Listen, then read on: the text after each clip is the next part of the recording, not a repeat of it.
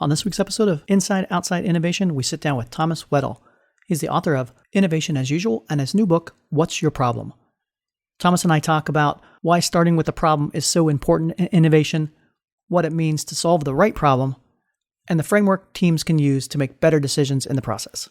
Let's get started. Inside Outside Innovation is the podcast that brings you the best and the brightest in the world of startups and innovation. I'm your host, Brian Ardinger, founder of InsideOutside.io, a provider of research, events, and consulting services that help innovators and entrepreneurs build better products, launch new ideas, and compete in a world of change and disruption. Each week, we'll give you a front row seat to the latest thinking, tools, tactics, and trends in collaborative innovation. Let's get started. Welcome to another episode of Inside Outside Innovation. I'm your host, Brian Ardinger, and as always, we have another amazing guest. Today, we have Thomas Weddell. He's the author of a couple of different books, Innovation as Usual, and a new book coming out called What's Your Problem? To solve your toughest problems, change the problems you solve. Welcome to the show, Thomas. Thank you, Brian. Thanks for having me on. Hey, I'm excited to have you on the show because you've been in this innovation space for quite some time, working all around the world with major companies. And you've got a framework that you've outlined in this new book that I think is interesting and can give some insight to our audience for how to tackle this problem of innovation. So my first question is, let's start by telling the audience about your background, and then we can delve into the book a little bit more. Background-wise, I'm originally from Denmark. I've been abroad for maybe 14 years, tried to launch a couple of startups that failed gloriously. And then I somehow got sidelined into this whole academic space that I'm in now. And my innovation work really started 10 years ago when I started working with an old professor of mine, and we started going into companies and looking at what actually worked when it came to making innovation happen in practice. And that led to my first book called Innovation as Usual, which came out, I think it's like 7 years ago now with Harvard Business Press. And that was also what led to my current work on the book now. So it was all quite accidental and getting sidelined into things and suddenly discovering, wait, there's something wrong about the way we do innovation, or there's something wrong about the way we do problem solving. I can't really claim to have a red thread of any kind in my career. Well, I like the book and your framework around focusing on the problem, because as I've worked a lot with startups and early stage ideas within corporations, and that a lot of people start with the solution. They have an idea, they jump immediately to that solution side, and you're taking a different framework and say, okay, that's fine, but what you're doing is probably the wrong way to approach it. So let's talk about the book and talk about the focus on the problem and why that's so important. It came out of the realization that we're missing a tool in the area of problem framing. As many of your listeners, I'm sure you're familiar with, there's very often a need to go in, for instance, if a client approaches you, to go in and say, wait, does the client actually understand the problem they're trying to solve? Before we go in and just build the solution we have in mind for them. That goes for startups as well, of course, understanding their customer's problem. And I realized that while this is like a thing that a lot of people, they have a feel for. And if you go to some design agencies or whatever, I mean, they have some remnants of a process. But I was kind of interested in seeing that there's just this, we lacked a general tool and a general framework for understanding and reframing problems. There wasn't really anything out there that I felt was both did a good job and also crucially was capable of being widespread. Because I think some of the methods we have already around this, they're very complicated and they kind of require you to be an expert in the topic, and you have to host a week-long workshop to do it and so on. I wanted to fill the gap of creating a tool around this that could really be used by everybody. That's really what led me to write the new book, which is now called What's Your Problem? We focused, of course, on the art of solving the right problems.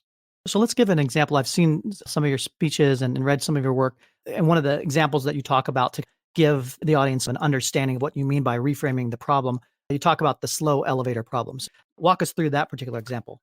Imagine you are the owner of an office building that people are complaining about the speed of the elevator.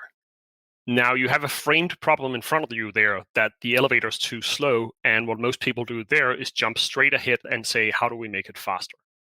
What people at Reframing are good at is to go in and say, wait, is there a different way of looking at the problem? Is there another problem to solve which might be better for us rather than going out and buying a new elevator. And the classic example here, of course, is that building managers, what do when they hear of elevator complaints?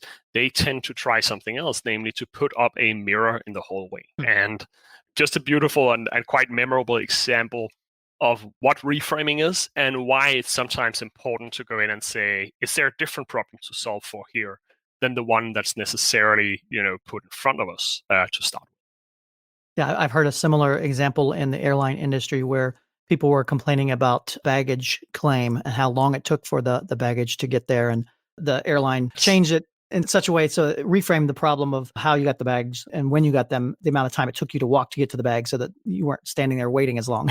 Yeah, For it's example. beautiful. One of my colleagues in this space, Stephen Shapiro, he has spoken a good deal about that example. That's a beautiful instance of it. He's, by the way, he's out with a new book as well called Invisible Solutions, which also looks at reframing, which I can strongly recommend too. It's such a big issue, and I'm curious to hear, you have a ton of experience both with your own work with innovation and with your client work and so on. What's your observation in this? Am I right? Is there a missing tool around this, or what's your experience through your work? I think we see the same things. A lot of times, the first thing I do when I start talking to clients or startups is around that idea of what are we really trying to solve for here? And are there different ways to look at the framework, the mindset almost? And it's almost around trying to figure out, is there something more there than what meets the Yeah. eye? And I Yeah. find that the entrepreneurs or the inside innovators that seem to get it are more open to scanning the problem set in a different way versus this is the idea I have, and I want to fight for this idea because I believe this is, the way to do it. Yeah, when people fall in love with their solution, that's always a Mhm. problem. There's a good deal of research, by the way, backing up this up. One recent example, Kees Dorst, who does design research, he consistently found that expert designers, for instance, they tend not to take the problem for granted. Instead of delving into the details, they take a step back and try to understand the context and try to look for stuff that's not there. And that he found was at least predictive of whether people did a good job in the end. Some of the other types of frameworks you've heard out there, like customer discovery, and that open up those conversations around the problem too, because you're trying to identify what are the core problems and the pain points that your customers have and use that as more of a guide and then back into the solution based on that pain point that you've identified or looking for. When you look at reframing in my work in the context of the broader portfolio of things that are available for the industry to work with this, I'd say that the lean startup methodology and the customer experience approach and so on, I think that's very powerful. And that's one way of discovering new perspectives on your problem. You go out into the real world and you either prototype or you embed yourself with customers, and then you learn. I think reframing is almost a thinking counterpoint to that. So reframing doesn't necessarily happen when you go out into the world. Reframing might actually happen before you do that. When you ask questions like, before we get out of the building, in Steve Blank's immortal words, what are we going to look for? Who are we going to study? What problem area are we interested in learning more about? All of those ideas that are really on the thinking side instead of just the prototyping, let's take action side. That's where I feel we can upgrade people's ability to do it. I've seen another example you've talked about in the past. I think Nickelodeon was really focused on this usability experience for their new mobile app, and they were trying to get kids to log on, and they had to find their cable subscriber and get their parents to give them the password and all this kind of stuff. And so they were working a lot around user experience and trying to change that. But what they found out was if they reframed the problem and said, what's the real problem here? And it turns out the kids were more scared about asking their parents for access to that password because passwords are in fact scary to kids and things along those lines, and change that dynamic. So you're not really just solving the user experience perspective, but you're really delving into what's the core challenge or obstacle. Yeah, I love that example because Maya Sin, who led the team, he was actually very partial to testing. He was constantly focused on doing things, but he realized that his team had gotten stuck in a specific form of testing, namely A/B testing. And they kept doing what they were good at. And they thought, hey, we are experimenting. We're doing what we're supposed to do. But they are kind of testing on the wrong problem. I think that's where it becomes really important. There's somebody in the room who's capable of saying, wait, I know we're in love with this tool. We have a hammer. We're really good at wielding and we're using it on everything. But is that necessarily the type of problem we're facing? Or is there something else we can do? Another way of thinking about what we're looking at? And this is very real. I mean, there's a lot of research on this topic, but what I found most convincing when I decided to look into it was actually that in almost all areas of practice, people are somehow trying to use this. Like, you can delve into any field that has to do with consulting or whatever. The good people, the good practitioners, they have some kind of philosophy around discovering the problem instead of going in and just doing user testing. Steve Blank is a good example. He originally, of course, came out with the whole work around build, measure, learn and that cycle. And then at some point, he actually put out an update on that and said, folks, build, measure, learn, and lean startup is not about prototyping first and foremost. It actually starts with a hypothesis. Mm-hmm. You have to start with sitting down before you leave the building and figuring out, like, what is the thing, what's the assumption about the problem we're going to test for? How are we going to use our ability to do rapid prototyping and so on, so we actually learn and discover something new?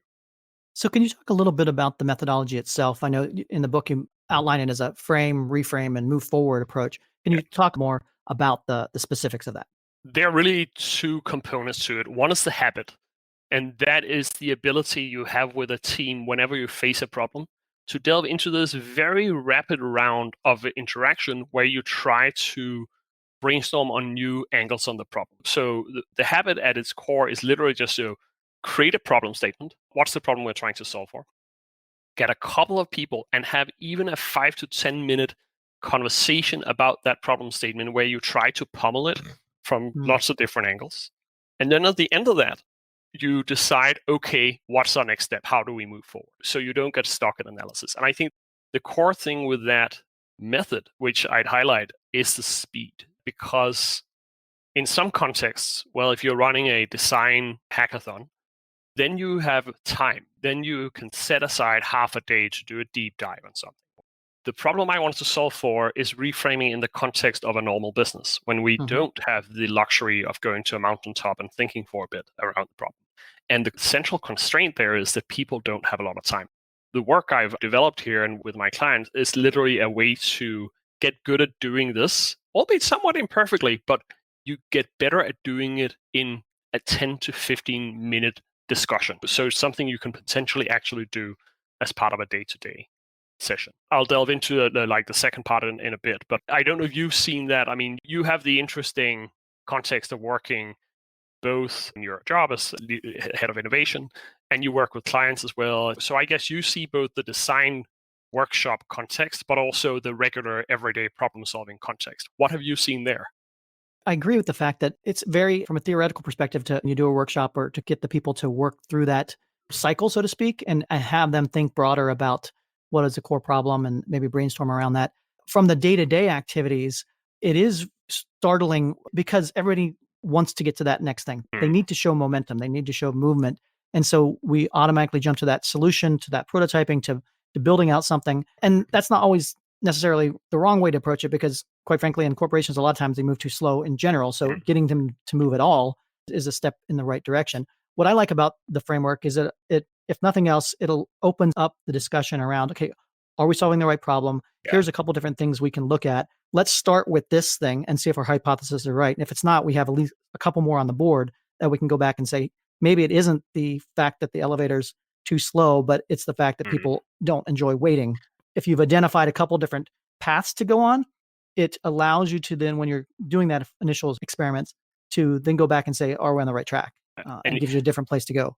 Exactly. And I think it's so interesting you say opening up the discussion, because I see one of the core purposes of me writing this book was actually, it's not just to teach people who are kind of already practicing it.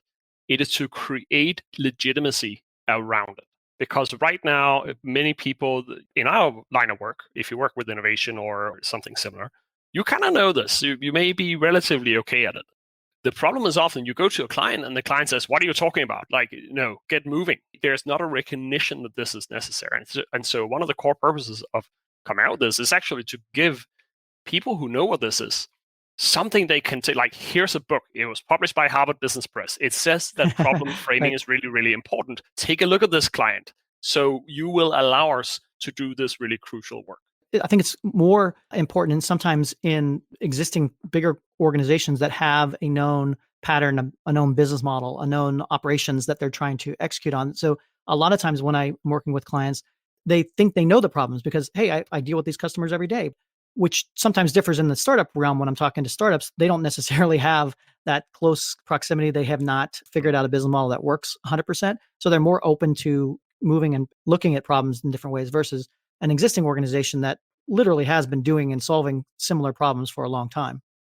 Exactly. So I'd say the second part of the framework that I offer, it's really some rules or guidelines for how to reframe. Because one thing is to tell people, okay, take a minute to think differently about the problem. The next thing is to tell them or give them some ideas about how to do it. And what I've outlined is basically 5 strategies for reframing, and they are built on my client work. So I basically went out and tested a lot of different approaches working with clients as they solve real world problems. And these are the ones that were both broad enough to apply to a lot of problems and that generally proved most helpful for people in finding new perspectives. So very high level summary, we can delve into some of them, is basically look outside the frame. So instead of delving into the details, step back and ask what's missing. Rethinking the goals, number 2. So what are we trying to achieve? And is there a better goal to look for? Examining bright spots, the idea of asking whether there are positive exceptions. Like, has somebody solved it? Have we solved the problem before? Looking in the mirror, a little bit a painful one, but asking, what is my role in creating this problem? Not just assuming that it's caused by some other idiot. And finally, the art of perspective taking, which is really about, that's in the vein of lean startup movement as well, getting a nuanced, detailed understanding of what other people are trying to do versus going with your assumptions about what they might prefer or why they act as they act. So the essence here is really just, it's 5 different lenses that can help in identifying new angles on a problem that you can get better at applying. The more you work with reframing, the more you get better at doing it on the fly. And these things are a little bit training wheels for that process. When you're going through this particular process and maybe you pick a particular path and you start going down that path and you identify that, hey, we're not working on the right problem. How do you go back? Is that part of the process? Is this an iterative circular process, or how does this work? Very much. It's, again, a specific quote I warn against is this like thing, you always see it being attributed to Albert Einstein, and he never said it, this thing about if you have an hour, spend 55 minutes studying the problem. That's a really bad idea. That's a dangerous idea because that really means paralysis by analysis. What you want to do is to do this very quickly up front. Then you may you do it on Monday, you work for a week, and then on Friday you get back together and you say, folks, are we still solving the right problem? Is there anything here we need to rethink given the steps we took this week? And I think it's a big mistake if people think, oh, problem definition, that's just step 1 and then everything follows from there. No, it's iterative. Well, or that it's a one and done type of process. It's the whole customer discovery process, same thing, where it's something where you should be always talking to your customers. You should always be looking for different problems and things along those lines, rather than it's something you do and check it off the list and move on to the next thing. That becomes especially relevant for big corporations because there, as you say, I mean, we have stuff that's already working. And what happens is when companies become successful, they stop studying the problem. They think, oh, we have the perfect solution, as evidenced by the fact that a lot of people are buying it. And then they start missing that the problem is changing, that the context, the world is changing. And that suddenly somebody else, like 2 entrepreneurs who don't know what they're doing, they come up with something that solves the problem customers have now. That's an excellent point, and probably a good jumping off point from the standpoint of, you talk about the world is changing. So we're recording this during the coronavirus disruption.